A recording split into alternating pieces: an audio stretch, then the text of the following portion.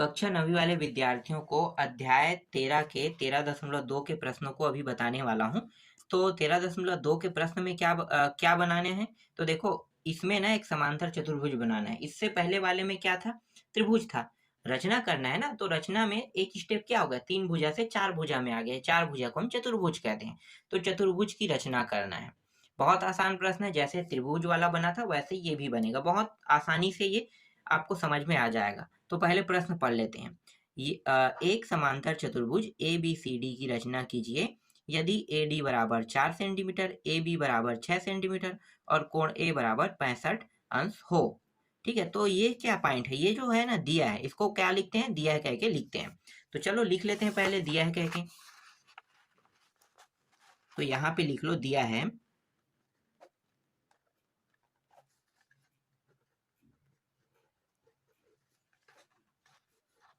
दिया है ABCD क्या है? एक समांतर चतुर्भुज है।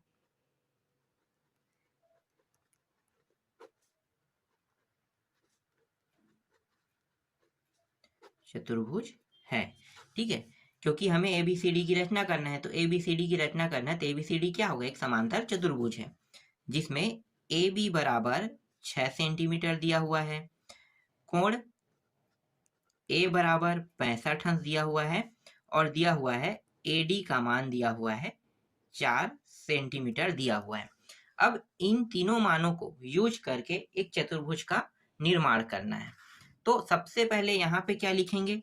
ये जो आपको दिखाई दे रहा है ये कोई सॉल्यूशन नहीं है, ये तो प्रश्न में दिया हुआ है ना। तो जो दिया रहता है उसे पहले लिख दिया जाता है, जिससे जो प्रश्न चेक करने वाला होता है, ठीक है, इसका जो सॉल्यूशन चेक करने वाला होता है वो उन दिए हुए चीजों का उपयोग करके आपके प्रश्न को चेक करते हैं, क्योंकि उनके पास हो सकता है प्रश्न ना रहे। जब आप एग्जाम दिलाने जाते हो तो एग्जाम दिलाओगे तो क्या आप लोग प्रश्न लिखते हो? नहीं लिखते हो ना। तो नहीं लिखते हो तो इसलिए उन्हें समझ कैसे आएगा? तो समझ आएगा दिया है कह के जो टॉपिक लिखा होता है उससे समझ आ जाता है। हालांकि उन्हें प्रश्न पत्र प्रोवाइड किया जाता है, ठीक है, लेकिन वो लोग ऐसे ही देख के बता सकते हैं कि हाँ ये हर स्टेप को फॉलो किया, इसका मतलब इन्हें पूरा में पूरा नंबर मिलना चाहिए। इस तरह से वो लोग चेक करते हैं। तो अगर आप लोग इसे नहीं लिखोगे तो इसके हिसाब से आपका एक नंबर तो कट जाएगा, तो आपको लिखना पड़ेगा, ठीक है। अब जो मेन पॉइंट है वो है रचना करना है। रचना करना है, ठीक है। किसकी रचना करना है? ये ऊपर में लिखा है ना, पूरा लिख दो। ABCD एक समांतर चतुर्भुज, बस इतना लिखो। समांतर यहाँ पे शॉर्टकट में लिख देता हूँ चतुर्भुज, ठीक है। तो इसकी रचना करना है। अब यहाँ पे पहला स्टेप क्या लिखेंगे? पहला स्टेप बनाएगा ये वाले AB। AB क्या है? रेखा। सबसे पहले हम आधार रेखा को बनाते हैं। तो यहाँ पे जब भी बिल्डिंग बनाएंगे तो पहले जमीन को बनाएंगे ना। जमीन पे क्या करेंगे? फाउंडेशन देंगे तभी बनेगा। तो ये जो AB है ये कितना है? 6 सेंटीमीटर, ये फाउंडेशन है। अब बिल्डिंग उठना चालू हो जाएगा, ठीक है। इसके बाद दूसरा स्टेप क्या रहेगा? तो यहाँ पे जो कोण A दिया है ना, इसका उपयोग करेंगे। तो कोण A मतलब A बिंदु से क्या होगा? 65 अंश के चांदे की सहायता से क्या बनाएंगे? कोण बनाएंगे। तो चांदे की सहायता से अगर मैं कोण बनाऊंगा तो कुछ इस प्रकार से ये जाएगा, ठीक है। इसे कहाँ तक बढ़ा लेंगे? x तक बढ़ा लेंगे। यहाँ पे कोण कितना अंश का बना? 65 अंश का, ठीक है। पहला स्टेप मैंने क्या किया? पहला स्टेप में लिखेंगे रेखाखंड AB खींचा, ठीक है। लिखते हैं रेखाखंड AB और इसकी लंबाई कितनी है? 6 सेंटीमीटर, ठीक है। क्या लिखेंगे? खींचा लिखेंगे, ठीक। ये समझ में आ गया। दूसरा मैंने क्या किया? चांदे की सहायता से ए बिंदु, ठीक है, ये जो ए बिंदु है, ए बिंदु पर चांदे की सहायता से 65 अंश का क्या किया? कोण बनाया ना। तो यहाँ पे लिखो चांदे की, नहीं, यहाँ पे ए बिंदु पहले लिखो। ए बिंदु पर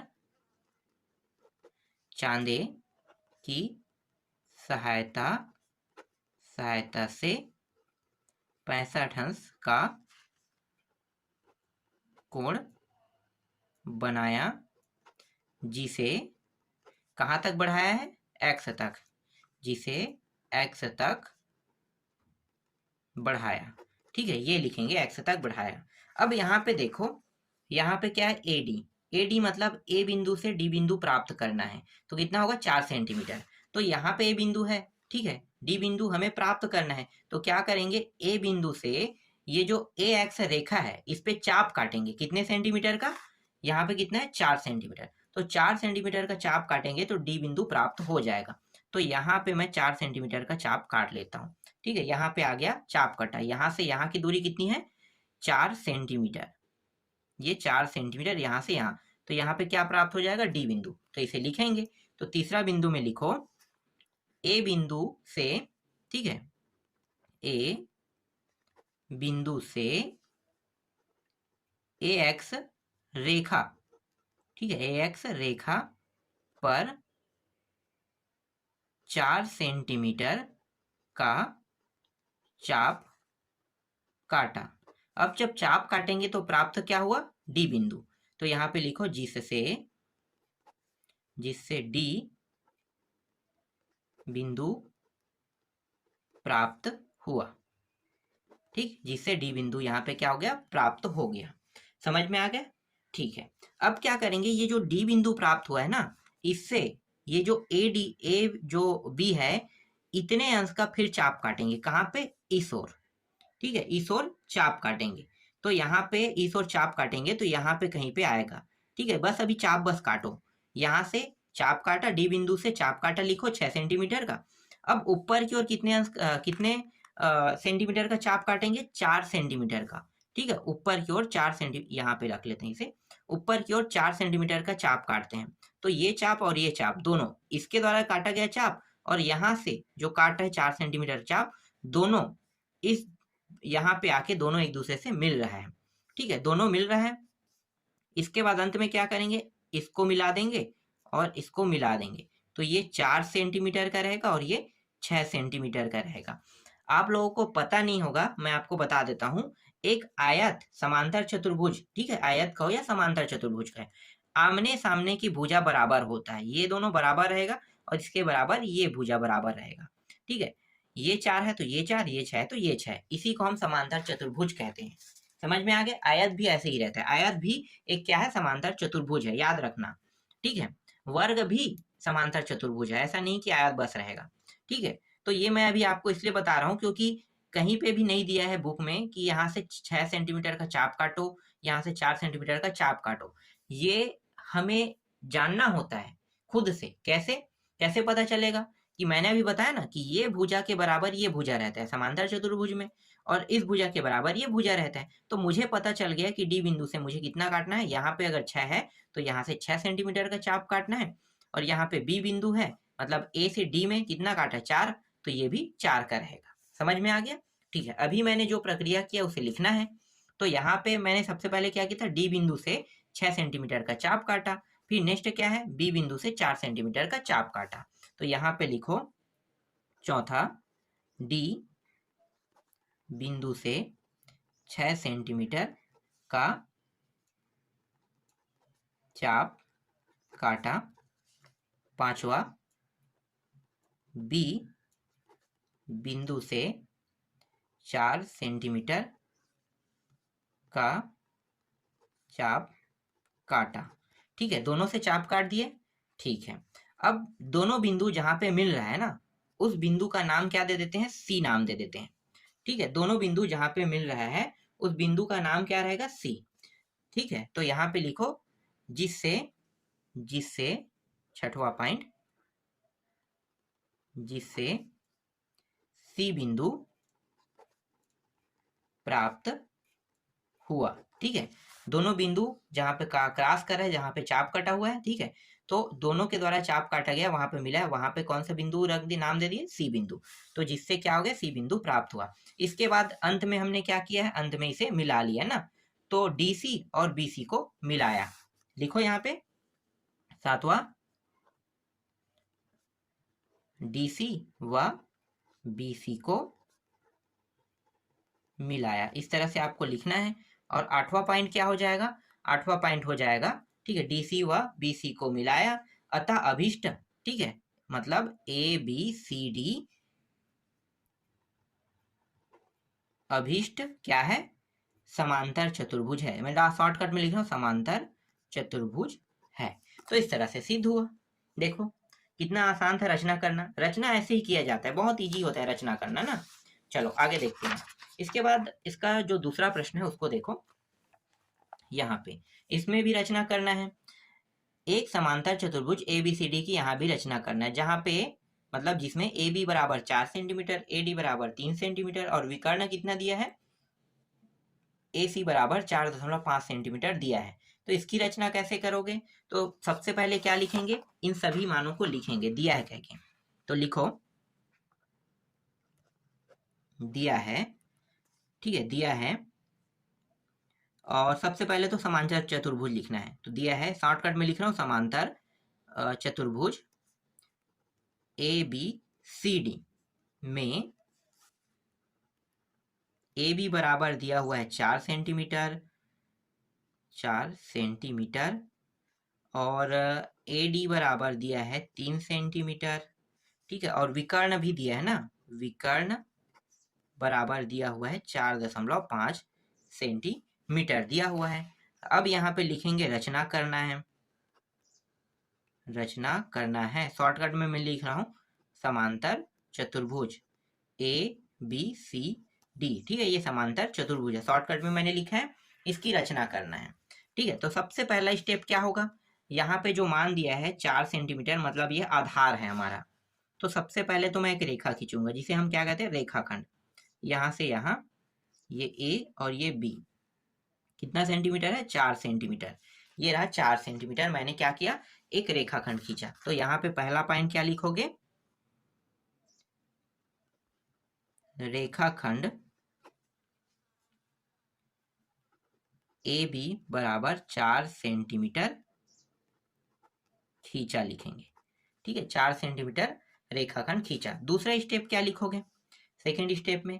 तो सेकेंड स्टेप में विकर्ण का चाप काटेंगे, ठीक है। किस बिंदु से, देखो यहाँ पे स्पष्ट बताएगा, ठीक है, विकर्ण बोल रहा है, तो विकर्ण का बिंदु पॉइंट नहीं बताया है, ठीक है, नहीं बताया है। तो मैं क्या करूंगा, मैं यहाँ पे कर सकता हूँ A से ले सकता हूँ, ठीक है, A से मैं विकर्ण बना लेता हूँ। तो 4.5 का मुझे क्या करना है, चाप काटना है, ठीक है। तो चाप काट लेते हैं, या ये ना करके 3 सेंटीमीटर का भी कर सकते हैं। सबसे पहले हम लोग चाप काट लेते हैं। तो इस बिंदु से मैं चाप काटूंगा, विकर्ण, विकर्ण ऐसे ही रहता है, ठीक है, तिरछा। तो ये यहाँ पे आ जाएगा, चाप काटेंगे तो, ठीक है, यहाँ पे इस तरह से यहाँ पे एक रेखा कर लेते हैं, ठीक है। यहाँ पे मैंने चाप काट दिया, कितने सेंटीमीटर का, 4.5 सेंटीमीटर का। तो लिखो यहाँ पे दूसरा है, A बिंदु से